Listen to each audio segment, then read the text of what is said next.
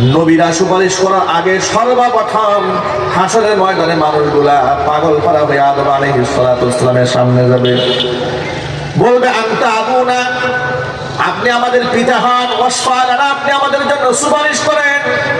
আদম আলাইহিস সালাতু ওয়াস সালাম বলবেন আনা লাস্তু লাহা, আমি সুপারিশ করার অধিকার রাখি না, আমার হক নাই। আমি নিষিদ্ধ গাছের ফল ভক্ষণ করেছিলাম জান্নাতে, আজকে যে আমার রবের সাথে আমার কি মুআমালা হবে এটা তো আমার জানা নাই, আমি রবের সামনে কোনো কথা বলতে পারবো না। বলে কোন সুবহানাল্লাহ। আদম আলাইহিস সালাতু ওয়াস সালাম কথা বলতে পারবেন না, তিনি বলবেন আমি তোমাদেরকে রাস্তা বাতলায় দেই, তোমরা চলে যাও হযরত নূহ আলাইহিস সালাতু ওয়াস সালামের কাছে। নূহ আলাইহিস সালাতু ওয়াস সালামের কাছে লোকেরা যাবে, গিয়া বলবে ইশফা লানা, আপনি আমাদের জন্য একটু সুপারিশ করেন। নূহ আলাইহিস সালাতু ওয়াস সালাম একই ভাষায় বলবেন আনা লাস্তু লাহা, আমি এর উপযুক্ত নই, আমি আজকে আল্লাহর সামনে কথা বলার কোনো সাহস আমার নাই। আমি আমার উম্মতের জন্য বদ্ধ করে দিয়েছিলাম, অসংখ্য মানুষদেরকে আল্লাহ রাব্বুল আলামিন পানির নিচে চুবাই মেরেছিলেন, আজকে যে আমার রবের সাথে আমার কি মুআমালা হয় আমার জানা নাই। আমি তোমাদেরকে পরামর্শ দেই, তোমরা চলে যাও মুহাম্মদ হযরতে ইব্রাহিম আলাইহিস সালাতু ওয়াস সালামের কাছে, তিনি জাতির পিতা হন। যদি কোন সুবহানাল্লাহ। ইব্রাহিম আলাইহিস সালাতু ওয়াস সালামের কাছে তারা যাবেন। ইব্রাহিম আলাইহিস সালাতু ওয়াস সালাম বলবেন আনা লাস্তু লাহা, আমি কথা বলতে পারবো না, আমি আল্লাহর সামনে আজকে কথোপকথন করতে পারবো না, তোমাদের পরামর্শ দিয়ে দিই, তোমরা চলে যাও হযরত নবী মূসা কালিমুল্লাহর সাথে, তিনি আল্লাহর সাথে কথা বলেছেন, তার মর্যাদা আছে। লোকেরা মূসা কালিমুল্লাহর কাছে যাবেন, দিয়ে বলবেন ইশফা লানা, আমরা বড় বিপদে আছি, আমাদের জন্য একটু সুপারিশ করেন। মূসা কালিমুল্লাহ একই ভাষায় বলবেন আনা লাস্তু লাহা, আমি এর হক রাখি না, আমি আল্লাহর সামনে আজকে কথা বলতে পারবো না। তোমরা চলে যাও ঈসা আলাইহিস সালাতু ওয়াস সালামের কাছে, রূহুল্লাহি ওয়া কালিমাতুহু, সে আল্লাহ পাকের রূহ, পিতার পৌরুষ ছাড়া মাতৃগর্ভে আল্লাহ পাক তাকে সৃষ্টি করেছেন, তার ভিন্ন একটা মর্যাদা আছে। লোকেরা দৌড়ে ঈসা আলাইহিস সালাতু ওয়াস সালামের কাছে গিয়ে বলবেন ইশফা লানা, তিনি বলবেন আনা লাস্তু লাহা, আমি তো সুপারিশ করার উপযুক্ত নই, তবে তোমাদেরকে রাস্তা দেখিয়ে দেই, তোমরা চলে যাও দু জাহানের বাদশা ইমামুল মুরসালিন রাহমাতুল লিল আলামিন খাতামুল আম্বিয়া নবিয়ুনা মুহাম্মদুর রাসূলুল্লাহ সাল্লাল্লাহু আলাইহি ওয়াসাল্লামের কাছে চলে যাও, তিনি একমাত্র এর হক রাখেন। হাসরের ময়দানে মানুষগুলো একদিকে ঝুঁকে পড়বে, আল্লাহ নবী সাল্লাল্লাহু আলাইহি ওয়াসাল্লামের সামনে এসে বলবেন ইশফা লানা, আপনি আমাদের জন্য সুপারিশ করেন। নবীজি সাল্লাল্লাহু আলাইহি ওয়াসাল্লাম তখন বলবেন আনা লাহা, আনা লাহা, নিশ্চয়ই আমি এর হক রাখি। জোরে বলেন সুবহানাল্লাহ। নিশ্চয়ই আমি এর হক রাখি। এরপর আল্লাহ নবী মাকামে মাহমুদে সিজদায় করে কান্নায় ভেঙে পড়বেন, আর আল্লাহর এমন সুন্দর সুন্দর প্রশংসা করবেন। নবীজি বলেন এমন শব্দে প্রশংসা সেদিন আমি আল্লাহর পাকের করবো যে শব্দগুলো এই মুহূর্তে আমার জানা নাই। কিয়ামতে আল্লাহ তাআলা ইলহাম করে আমার অন্তরের মধ্যে ঢেলে দেবেন, ইলহামকৃত সুন্দর সুন্দর শব্দমালা দিয়া আমি আমার রবের প্রশংসা করব। একটা হচ্ছে শাফাআতে কুবরা, আর হচ্ছে শাফাআতে সুগরা। প্রথম সুপারিশ বিচার কার্য শুরু করার জন্য আল্লাহর কাছে নবীজি করবেন, আল্লাহ পাকের কাছে দোয়া মঞ্জুর হবে, সুপারিশ কার্য শুরু হয়ে যাবে। অসংখ্য মানুষদেরকে আল্লাহ পাক বিনা হিসেবে জান্নাত দেওয়ার জন্য হুজুরকে বলবেন ইয়া মুহাম্মদ, ইয়া মুহাম্মদ আদখিল মিন উম্মাতিকা মান লা হিসাবা আলাইহিম মিন বাবিল আইমান, আইমান নামক দরজা দিয়ে আপনি আপনার উম্মতের ওই সমস্ত ব্যক্তিদেরকে জান্নাতে ঢুকায় দেন যাদের কোনো হিসাব হবে না, বিনা হিসেবে তারা জান্নাতে চলে যাবে। জোরে বলেন সুবহানাল্লাহ। অসংখ্য ব্যক্তিদেরকে আল্লাহর নবী নিজে বাছাই করে জান্নাতে ঢুকায় দেবেন। আল্লাহর হাবিব সাল্লাল্লাহু আলাইহি ওয়াসাল্লাম দেখতে পাবেন তার উম্মতের অনেক মানুষ জাহান্নামের মধ্যে চলে গেছে গুনাহ করার কারণে। নবীজি সিজদায় পড়ে এমন ভাবে কান্না শুরু করবেন, আল্লাহ পাক বলবেন ও আমার হাবিব ইয়া মুহাম্মদ ইরফা রাসাক, মাথা উঠান, ওয়াকুল ইউসমা, আপনি যা বলবেন বলেন, আজকে আপনার কথা শোনা হবে। ওয়াসাল, তো আপনি আসতে চান আপনাকে দেওয়া হবে। ওয়াসফা তুশাফা, আপনি সুপারিশ করেন আপনার সুপারিশ মঞ্জুর করা হবে। নবী করিম সাল্লাল্লাহু আলাইহি ওয়াসাল্লাম মাথা উঁচা করে আল্লাহকে বলবেন রব্বুল আলামিন, আমার উম্মতের অসংখ্য মানুষগুলো জাহান্নামের মধ্যে পড়ে আছে। আল্লাহ পাক বলবেন আমার হাবিব, আপনার উম্মতের যে লোকেরা জাহান্নামে গিয়েছে, যাদের অন্তরে বুটের দানা পরিমাণ ঈমান আছে, এদেরকে বাছাই করে করে জাহান্নাম থেকে বের করে আপনি জান্নাতে ঢুকায়া দেন। এবার নবীজি বিরাট একটা অংশ বংশের মানুষদেরকে নিজ হাতে বাছাই করে করে জাহান্নাম থেকে বের করে নিয়ে আসবেন, জান্নাতে ঢুকাবেন। আবারও সেজদায় পড়ে কান্নায় ভেঙে পড়বেন। হুজুরকে আল্লাহ পাক এবারও বলবেন, ইয়া মুহাম্মদ, ও মুহাম্মদ কি হয়েছে, আবার কেন কান্দেন? ইরফা ওয়াসাক, মাথা উঠান। ওয়াকুল ইউসমা, আপনি বলেন শোনা হবে। ওয়াসাল তো আপনি আমার কাছে চান, আজকে আপনার চাওয়ার দিন, আপনাকে দেওয়া হবে। ওয়াসফা তুসাফা, সুপারিশ করুন, মঞ্জুর করা হবে। নবীজি মাথা উঠায় আবার বলবেন, উম্মতি উম্মতি, রব্বুল আলামিন, আমার উম্মতের এখন অসংখ্য মানুষ জাহান্নামের মধ্যে হাবুডুবু খাচ্ছে। আল্লাহর হাবিবকে দেখে আল্লাহ পাক বলবেন, ও আমার হাবিব, যাদের অন্তরে একেবারে আদনা মিন শাইরা, জবের দানার চাইতে কম ঈমান আছে, আদনা মিন বুররা, বুটের দানার চাইতে কম ঈমান আছে, এবার তাদেরকে বাছাই করে করে আপনি জাহান্নাম থেকে বের করে জান্নাতে ঢুকিয়ে দিন। দ্বিতীয়বারের মতো আল্লাহ নবী সুযোগ নেবেন, অসংখ্য মানুষদেরকে জাহান্নাম থেকে বের করে জান্নাতে ঢুকাবেন। এবার তৃতীয়বার আবারও সেজদায় পড়ে কান্নায় ভেঙে পড়বেন। আল্লাহ পাক একইভাবে বলবেন, মাথা উঠান, কি চাওয়ার চান, কি বলার বলেন, যা বলবেন শোনা হবে, যা চাবেন দেওয়া হবে। নবীজি সাল্লাল্লাহু আলাইহি ওয়াসাল্লাম বলবেন, রব্বুল আলামিন, এখনো পর্যন্ত উম্মতের বিরাট একটা অংশের মানুষ জাহান্নামে আছে। আল্লাহ পাক বলবেন, ও আমার হাবিব, আদনা আদনা মিন শাইরা, একেবারে বুটের দানার চাইতে কম, তার চাইতে কম ঈমান যাদের অন্তরে আছে, এদেরকে বাছাই করে আপনি জাহান্নাম থেকে মুক্ত করে জান্নাতে নিয়ে যান। আল্লাহ নবী সাল্লাল্লাহু আলাইহি ওয়াসাল্লাম অসংখ্য মানুষকে নিজ হাতে বাছাই করে জাহান্নাম থেকে বের করে জান্নাতে ঢুকাই দিবেন। জোরে বলেন আল্লাহু আকবার। কয়বার হলো জোরে বলেন, আরো জোরে বলেন। এবার চতুর্থবার আবারও সেজদায় পড়ে কান্না ভেঙে পড়বেন। তিনবার আল্লাহর কাছ থেকে সুযোগ পেয়েছেন, একটা বার নিজের জন্য কিছু চাইলেন না, ছেলের জন্য চান নাই, মেয়ের জন্য চান নাই, পরিবারের জন্য কিছু চাইলেন না, আহলে বাইতের সদস্যদের জন্য কিচ্ছু চাইলেন না। এবার নবীজি কান্নায় ভেঙে পড়লেন। এবার আপনারা বলেন তো, নিজের জন্য কিছু চাওয়ার দরকার আছে না নাই? পরিবারের জন্য চাওয়ার দরকার আছে না নাই? কিন্তু আল্লাহ নবী সাল্লাল্লাহু আলাইহি ওয়াসাল্লাম একটিবারের জন্য চান নাই, মাথায় বার উঠালেন, আবার বললেন, কি চাবেন চান, আপনাকে দেওয়া হবে। নবীজি আবার শেষবারের মতো আবদার, শেষবার আবদারের ক্ষেত্রেও নিজের জন্য কিচ্ছু চাইলেন না, পরিবারের সদস্যদের জন্য কিছু চাইলেন না, হাসান এবং হুসাইন রাদিয়াল্লাহু তাআলা আনহুমা তাদের জন্য কিচ্ছু চাইলেন না, কলিজার টুকরা ফাতেমার জন্য কিচ্ছু চান নাই, খাদিজার জন্য কিছুই চান নাই। নবীজি সাল্লাল্লাহু আলাইহি ওয়াসাল্লাম এবার বললেন, রব্বুল আলামিন, আপনার কাছে আমার শেষ চাওয়া, আমি এই মুহূর্তে আপনার কাছে আবদার জানাচ্ছি, আমি দেখতে চাই না কার অন্তরে কতটুকু ঈমান আছে, কি পরিমাণ ঈমান আছে, আমি দেখতে চাই না। শুধুমাত্র গোটা জীবনে একটা বার শুধু লা ইলাহা ইল্লাল্লাহ বুকের মধ্যে উচ্চারণ করেছে এমন মানুষ যারা জাহান্নামে আছে, আল্লাহ আপনি আমার পারমিশন দেন, ওই মানুষগুলাকে আমি জাহান্নাম থেকে বের করে জান্নাতে ঢুকিয়ে দিই। আল্লাহ রাব্বুল আলামিন আল্লাহর হাবিবকে থামায় দিবেন, মুহাম্মদ সাল্লাল্লাহু আলাইহি ওয়াসাল্লাম, আপনি থেমে যান। আপনি যত আবদার করেছেন সব আবদার পূর্ণ করা হয়েছে, কোনো আবদার আপনার অপূর্ণ রাখা হয় নাই। আপনার সাথে আমার ওয়াদা আছে, ইন্না সানুরদিকা ফি উম্মাতিকা ওয়ালা নাসুকা, আপনার উম্মতের ব্যাপারে আপনাকে আমি সন্তুষ্ট করেই ছাড়বো, আপনার উম্মতের ব্যাপারে আপনার অন্তরের মধ্যে আমি কোনো কষ্ট রেখে দেব না।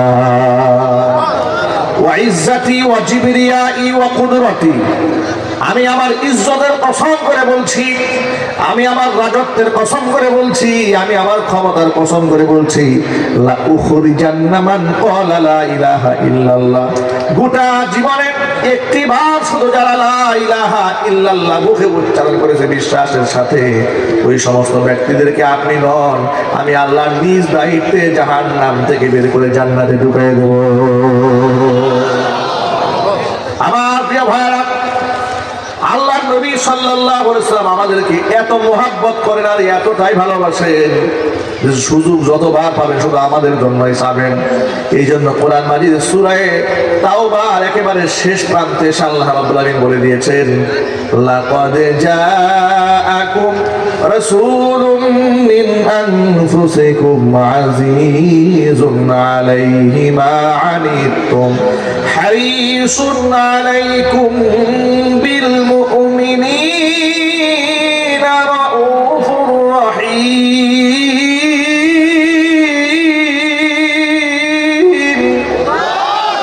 আল্লাহ পাক বলেন, লাকাদ জাআকুম রাসূলুম মিন আনফুসিকুম, তোমাদের ভেতর থেকে এসেছে, তোমাদের কাছে এমন একজন রাসূল আজিজুন আলাইহি মা আনিতুম, তোমাদের কষ্ট দিনে সর্বাধিক কষ্ট পান। হারিসুন আলাইকুম আলা হিদায়াতিকুম, যিনি তোমাদের হিদায়াতের জন্য বড় আকাঙ্ক্ষা পেশ করেন। বিল মুমিনিনা রাউফুর রহিম, ঈমানদারদের জন্য যিনি পরম দয়ালু, অত্যন্ত মায়া মমতায় ভরপুর যার অন্তর, তিনি হচ্ছেন আমার আপনার কলিজার টুকরা নবী, নয়নমণি বিশ্ব নবী মুহাম্মাদুর রাসূলুল্লাহ সাল্লাল্লাহু আলাইহি ওয়াসাল্লাম। আমার প্রিয় ভাইরা, সামনে যারা বসে আছেন পর্দার অন্তরে মা এবং বোনেরা, আমি আপনাদের কাছে জানতে চাই, ওই নবীজি সাল্লাল্লাহু আলাইহি ওয়াসাল্লামের শাফাআত নিয়ে হুজুরের সাথে জান্নাতে যাওয়ার আগ্রহ আমাদের আছে না নাই? তাদের কাছে আগ্রহ আছে? দু হাত দেখতে চাই, দু হাত তুলেন, আল্লাহ যেন কবুল করে নেন। জোরে জোরে কোন আমিন।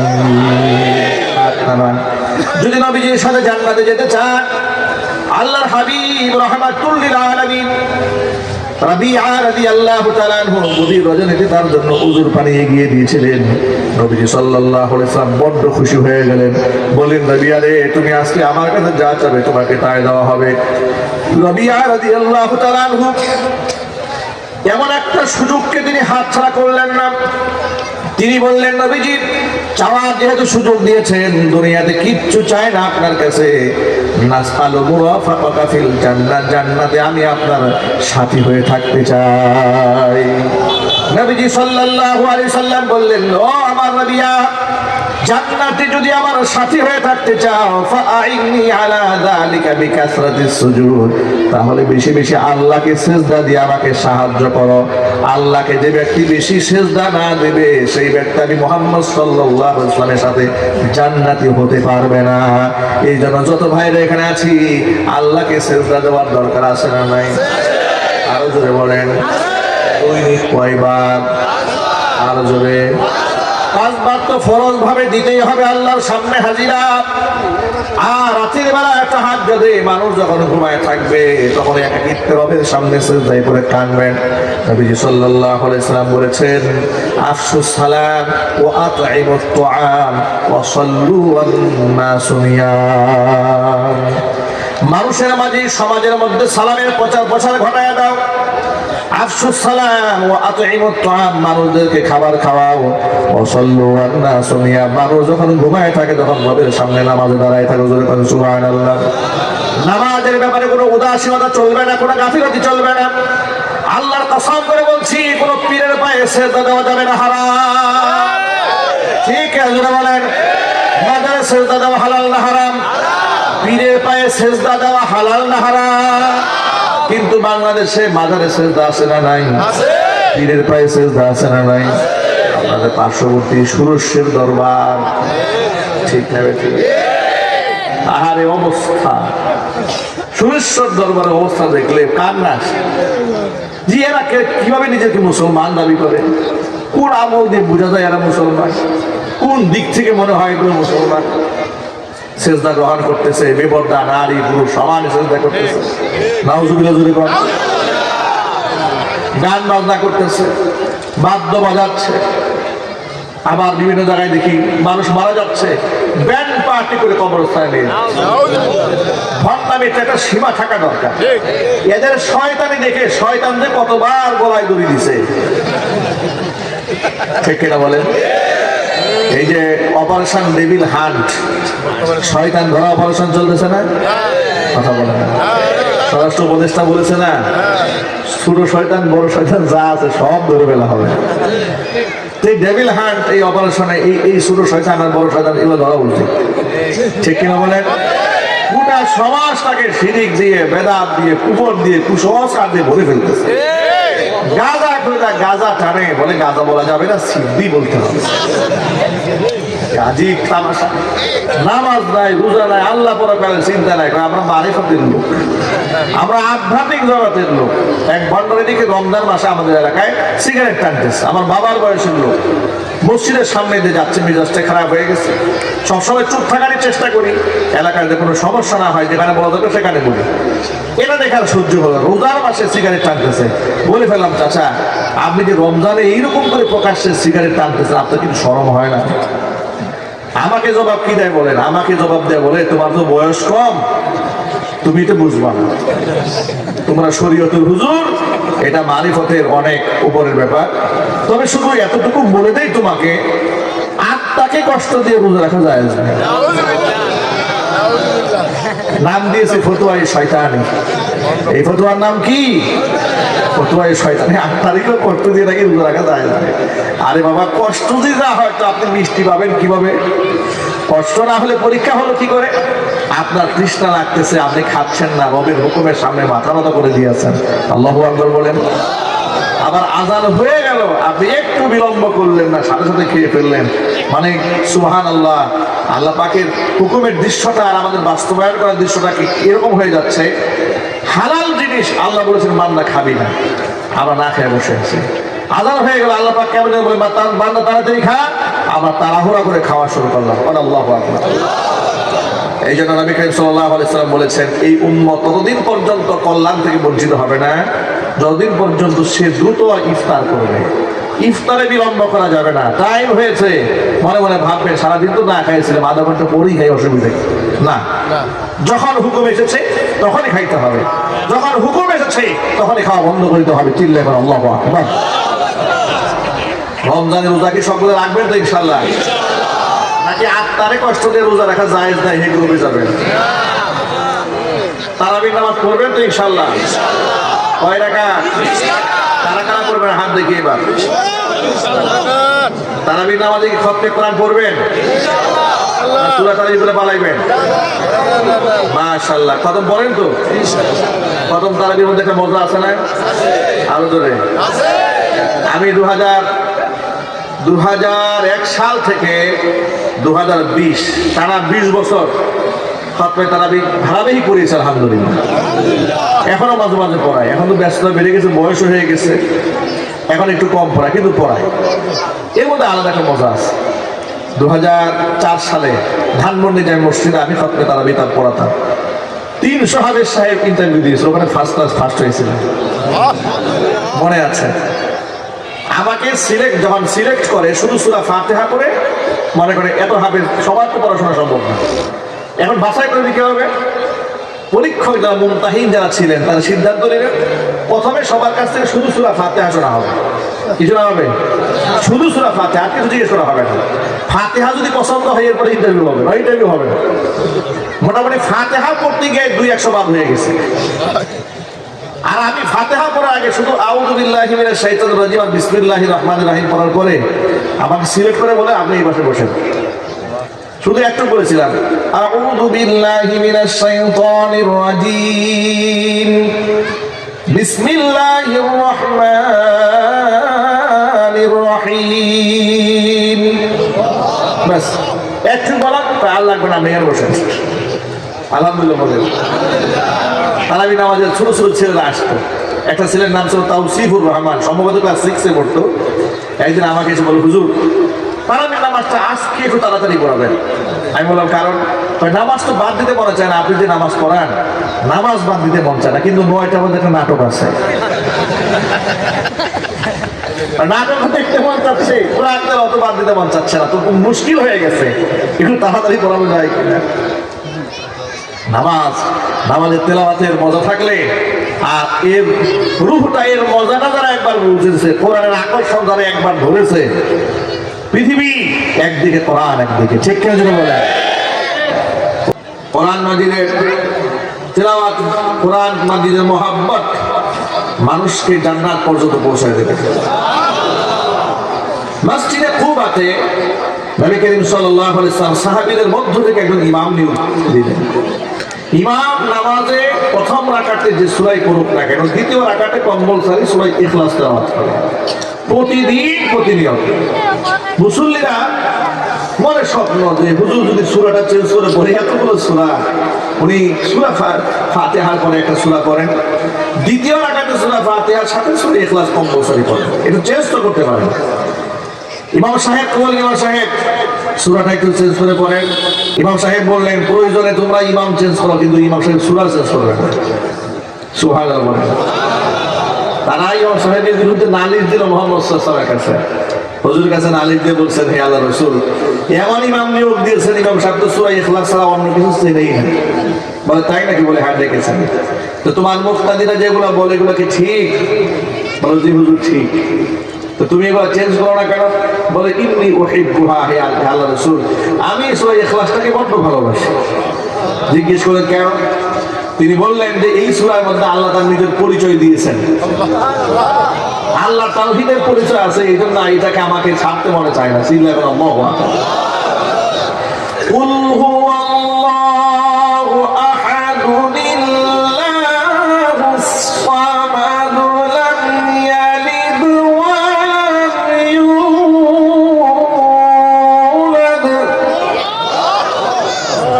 ওয়া লাম ইয়াকুল লাহু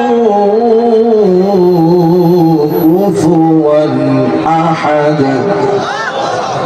কুল, হে নবী আপনি বলুন, হুয়াল্লাহ, তিনি আল্লাহ এক এবং একক, আল্লাহুস সামাদ, তিনি বেনিয়াজ, তিনি কারো মুখাপেক্ষী নন।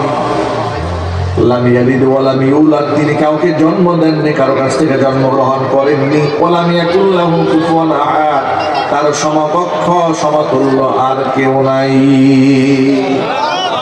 হে আল্লাহ রাসূল, এই সূরাটাকে আমি খুব ভালোবাসি, এই সূরার মধ্যে আল্লাহর পরিচয় আছে, এই জন্য আমি এটাকে বাদ দিই না। হুজুর বললেন হুব্বুকা ইয়াহা ইউদখিলুকাল জান্নাহ, এই সূরার মহব্বত তোমাকে জান্নাত পর্যন্ত পৌঁছায় দেবে। এক সূরার মহব্বত যদি জান্নাতে ঢুকায় দেয়, সব সূরার মহব্বত জান্নাতুল ফেরদৌস পর্যন্ত ঢুকাই ছাড়বে ইনশাআল্লাহ। এই জন্য কোরআনের মহব্বত অন্তরে রাখার দরকার আছে না নাই? এই জন্য সবচেয়ে বড় পরিচয়, আপনি যে কোরআনকে মহব্বত করেন, তার বড় পরিচয় নিজের সন্তানকে কোরআনের হাফেজ বানাবেন ইনশাআল্লাহ। বলেন স্বপ্ন দেখেন, নিয়ত করেন কবুল করার মালিককে, নিয়ত করেন, চেষ্টা করেন, কবুল করার মালিক আল্লাহ। আপনি যদি সন্তানকে হাফেজ কোরআন বানান, আপনি ঠকবেন না, আপনি জিতবেন দুনিয়াতে, জিতে যাবেন আখিরাতে। কেন? দেখুন, বড় দুঃখজনক বাস্তবতা এটা। বাংলাদেশের প্রথম সারির একজন বুদ্ধিজীবী মারা গেলেন গত বছর। মারা যাওয়ার পরে ছেলেরা এসেছেন বিদেশ থেকে জানাজা পড়তে, কতক্ষণ বাংলা বলেন, কতক্ষণ ইংলিশ বলেন, ইংলিশ আর বাংলা বেসাকার হয়ে গেছে সব। এরপরে জানাজা নামাজে দাঁড়িয়েছেন। জানাজা নামাজে এমন ভাবে দাঁড়ালেন, কোন হাতটা উপরে রাখবেন কোন হাতটা নিচে রাখবেন তাও বুঝে না, উল্টা পাল্টা করে দাঁড়ালেন। বউকে জিজ্ঞেস করা হলো যে আপনার স্ত্রী, আপনার স্বামী যে মারা গেল, তো তার ব্যাপারে আপনার মতামত কি? তিনি বললেন যে তার মৃত্যুর আগের একটা স্মৃতি মনে পড়ে। কি স্মৃতি? স্মৃতি হচ্ছে উনি মৃত্যুবরণ করার আগ মুহূর্তে আমাদেরকে ডেকে বললেন যে সেই পুরাতন দিনের যে গানটা শুনতাম, সেই গানটা আমার কানে বাজায় দাও। উনি গান শুনতে শুনতে মনের সুখে মারা গেছেন। নাউজুবিল্লাহ হুজুর করেন। কেমন শিক্ষা নিজে গ্রহণ করলেন, কি শিক্ষা পরিবারকে দিলেন, কি শিক্ষা সন্তানদেরকে দিলেন, যা আপনার সন্তান আপনাদের দোয়া পর্যন্ত করতে জানে না। গুনার কাছে গর্বের সাথে মানুষকে বলে বেড়ায় ইন্নামাল আমালু বিল খাওয়াতিন, শেষ ভালো যার সব ভালো কাজ। মানুষ গর্বের সাথে বলে যে আমার বাবা সিজদারত অবস্থায় মারা গেছে, কালিমা পড়ে মারা গেছে। উনি বলতেছে, বুদ্ধিজীবীর বউ বলতেছে আমার স্বামী গান শুনতে শুনতে মারা গেছে। নাউজুবিল্লাহ হুজুর বলেন, আহারে বুদ্ধিজীবী, আহারে কপাল করা। এই জন্য ভাইরা, সন্তানদেরকে অবশ্যই আপনি doctor, engineer, lawyer, barrister, professor, অধ্যাপক, অধ্যক্ষ, এমপি, মন্ত্রী, যা আমার চাই বানান। শিশুকালে সন্তানের কলিজার মধ্যে কোরআন দিয়ে একটা ফাউন্ডেশন দিয়ে দেন ইনশাআল্লাহ। বলেন এখন তো ছোট ছোট যে মাদ্রাসাগুলো, প্রাইভেট মাদ্রাসা হচ্ছে, বক্তব্য হচ্ছে, এগুলো কিন্তু অনেক আপগ্রেড আগের থেকে। বাচ্চাদেরকে প্রাইমারি লেভেলে ক্লাস 5 পর্যন্ত পড়িয়ে দিচ্ছে, আবার সেখানে ইংরেজির সাথে সাথে বাংলা পড়ানো হচ্ছে, আবার আরবি পড়ানো হচ্ছে, হাতির লেখা শেখানো হচ্ছে। একদিক থেকে হাফেজ হয়ে যাচ্ছে, একদিক থেকে ক্লাস 5 পাস করতেছে। মাশাআল্লাহ বলেন। সন্তানদেরকে কোরআন পড়ান। আপনি ঠকবেন, আপনি জিতবেন। আপনি কি করবেন? জিতে যাবেন, সম্মানিত হবেন দুনিয়াতে, সম্মানিত হবেন আপনি আখিরাতে, সম্মানিত হবেন কবরে, কিয়ামতের ময়দানে। হাফেজ কোরআনের বাবা মাকে শুধু নূরের মুকুটই আল্লাহ পরাবেন না, জান্নাতের পোশাক গায়ে পরাবেন, এমন পোশাক যে পৃথিবী বিক্রি করলেও এই পোশাকের দাম দেওয়া সম্ভব হবে না। ওয়ায়ুকসা হুল্লাতাইন, তাদেরকে পরানো হবে এমন পোশাক লা তাকুমু লাহুমাদ দুনিয়া, এই পোশাকের মূল্য দুনিয়া দিয়েও দেওয়া যাবে না। তারা অবাক দৃশ্যে আল্লাহকে জিজ্ঞেস করবেন, বিমা কাসাইতানা, আল্লাহ এমন কি আমল করছিলাম এই পোশাক পরারে? আল্লাহ পাক বলবে, তখন আল্লাহর পক্ষ থেকে ফায়ুকালু লাহুমা বিআখদি ওয়ালাদিকুমাল কুরআন, তোমাদের সন্তানদের এখানে কোরআন পড়িয়েছে বলে হ্যাঁ, কোরআন পড়ানোর জন্য আজকে তোমাদেরকে সম্মাননা দেওয়া হলো। সুতরাং আমরা আমাদের সন্তানদের দ্বারা সম্মানিত হতে চাই, লাঞ্ছিত অপমানিত হতে চাই না। আমাদের সন্তানরা আমাদের চোখের সামনে ইয়াবা সম্রাট হবে, গাঁজা সম্রাট হবে, তারা খুনি হবে, মাদক সেবী হবে, এটাকে আমরা পছন্দ করব? আর ধর্মহীন শিক্ষা কখনো মানুষকে সঠিক পথ দেখায় না। বলেন, ধর্মীয় শিক্ষার দরকার কি ভাই আছে? যদি বলেন আছে। এই জন্য আমি নিয়ত করেছি আমার সন্তানদেরকে আমি হাফেজ বানাবো। আমার সাথে নিয়ত আছে কার হাত দেখে দিই ইনশাআল্লাহ। আল্লাহ তুমি সকলকে কবুল করে নাও। আমিন। আমাদের স্বপ্ন হবে যে আমাদের সন্তানেরা আমাদের লাশকে সামনে রেখে তারা জানাজান আমাদের ইমাম হবে, চোখের পানি ছিল দোয়া করবে, ঠিক কিনা ভাই? আল্লাহ পাক যেন কবুল করে, জোরে করে আমিন। আল্লাহ সুবহানাহু ওয়া তাআলা আগামী রমজান পর্যন্ত আমাদের নেক হায়াত দারাজ করুন। সকলে বলেন আল্লাহুম্মা বারিক লানা ফি রজব ওয়া শাবান ওয়া বাল্লিগনা রমাদান। আমরা রমজানের সবগুলো রোজা রাখার নিয়ত করেছি ইনশাআল্লাহ। ছেলে মেয়েদেরকে রাখতে বলবো ইনশাআল্লাহ। বলেন, এমন যেন না হয় যে সকালবেলা বাচ্চাকে মহব্বত করে ডাক দেয় না আমার এক বাপ মা, ছেলে মেয়ে বড় হয়ে গেছে এরপরও ডাক দেয় না, আছে না নাই? আমার মনে আছে ছোটবেলায়, অনেক ছোট, তখন আমি স্কুলে পড়ি, প্রাইমারিতে পড়ি, আমার মা আমাকে সাহারিতে ডাক দেয় না। এই রাগে গুসায় সারাদিন না খেয়ে রোজা রাখছে। এরকম আমার সাথে হয়েছে, আপনাদের সাথেও হয়েছে, ঠিক কিনা? বাপ মা সকালবেলা ডাক না দিলে সারাদিন না খেয়ে থাকছে। কেন ডাক দেওয়া হয় না? রোজা রাখার এত মহব্বত ছিল আমাদের, আমরা রোজা রাখতাম আনন্দের সাথে, এটাকে তৃপ্তি মনে করতাম, এটা অহংকার, গর্ব মনে করতাম যে আমি রোজা রাখতে পেরেছি। আর বাপ মা আমাদেরকে বোঝাইতো, ছোট বাচ্চাদের রোজা 3টা, দুপুরে একটা ভাঙতে হয়, এরপর বিকালে একটু খাইতে হয়, ঠিক না? এগুলো বোঝাই আমাদের বাপ মা আমাদেরকে খাওয়াতো ছোটবেলায়, এরপর আমরা রোজা রাখতাম। এর মানে রোজার প্রতি আমাদের মহব্বত আছে। সুবহানাল্লাহ বলেন। ইদা দাখালা রমাদান, রমজান যখন শুরু হয়ে যায়, ফুতিহাত আবওয়াবুস সামা, আসমানের দরজাগুলো খুলে যায়। গুল্লিকাত আবওয়াবু জাহান্নাম, জাহান্নামের দরজা গেট লক হয়ে যায়। সুলসিলাতিশ শায়াতিন, শয়তানের পায়ে শৃঙ্খলে আবদ্ধ করে দেওয়া হয়, শিকল লাগাই দেওয়া হয়। শয়তান নতুন করে রমজানে ধোঁকা দিতে পারে না। সুতরাং আমরা রমজানের সবগুলো রোজা রাখবো আমরা ইনশাআল্লাহ। اللهم صل على محمد وعلى ال محمد كما صليت على اللهم آمين. ربنا ظلمنا أنفسنا وإن لم تغفر لنا وترحمنا لنكونن من الخاسرين.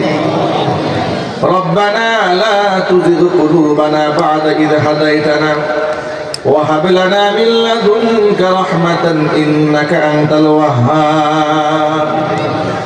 رب العالمين, রহমতের নজর দিয়ে তাকাই দেখো আমরা গুনাহগার। গভীর রজনী পর্যন্ত কুরআন সুন্নাহ থেকে আলোচনা করে বড় আশা নিয়ে তোমার শাহী দরবারে হাত দুখানা বাড়িয়ে দিয়েছি। মেহেরবানি করে আলোচনার রূপে আদুরি ক্ষমা করে সাহাবের হাদিয়াটুকু কবুল করে মঞ্জুর করে সোনার মদিনায় তোমার হাবিবের রওজা মুবারকে পৌঁছে দাও। तमाम পৃথিবীর মাটির নিচে যত মুমিন মুমিনাত মুসলিমিন মুসলিমাত চিরবিদায় হয়ে চলে গেছে, তাদের আরওয়াহের উপর সওয়াবের হাদিয়াগুলো পৌঁছে দাও। আমাদের মা বাপ যাদের দুনিয়ার জমিন থেকে চলে গেছেন, মা বাবার কবরগুলোকে জান্নাতের টুকরায় পরিণত করে দাও। টাকা দিয়ে, পয়সা দিয়ে, বুদ্ধি, শ্রম, সময় দিয়ে জান্নাতের বাগান যারা সাজিয়েছেন, দূরদরাজ থেকে শোনার জন্য যারা এসেছেন, খালি হাতে কাউকে ফিরে দিও না, সকলকেই বেগুনা মাসুম হিসেবে কবুল করে নাও। অত্র এলাকার সমস্ত মুর্দেগানের কবর আযাবকে মাফ করে দাও। আমার মা বোনেরা বয়ান শুনেছেন, মা বোনদের মাফ করে দাও। আমার যুবক ভাইরা হাত তুলে ধরেছেন, যুবক ভাইদেরকে ইসলামের জন্য কবুল করে নাও, 5 ওয়াক্ত নামাজি হিসেবে কবুল করে নাও। বৃদ্ধ বাবারা হাত তুলে ধরেছেন, নেক হায়াত দারাজ করে দাও। উলামায়ে কেরাম হাত তুলে ধরেছেন, খিদমতের ওয়াসাতকে বৃদ্ধি করে দাও। তাদের পরিচালিত প্রতিষ্ঠিত মাদ্রাসাগুলোকে আল্লাহ, মসজিদগুলোকে আল্লাহ তুমি কবুল করে নাও। রব্বুল আলামিন খলিফা পাড়া সোনার বাজার বাইতুল নূর জামি মসজিদকে আল্লাহ তুমি কবুল করে নাও। মসজিদের সমস্ত হাজাত তোমরা গায়বে খাজানা থেকে মিটায় দাও। রব্বুল আলামিন জামাল খলিফা মাহবাব তার মা বাবার জন্য দোয়া চেয়েছেন, মেহেরবানি করে মাফ করে দাও। সুহেল সর্দারের স্ত্রীর জন্য দোয়া চেয়েছেন, আল্লাহ কবুল করে নাও। অনেকে আল্লাহ, অনেক ভাইরা বোনেরা অসুস্থ আছেন, দোয়া চেয়েছেন, মেহেরবানি করে প্রত্যেকের দিলের নেক বাসনা পরিপূর্ণ করে দাও।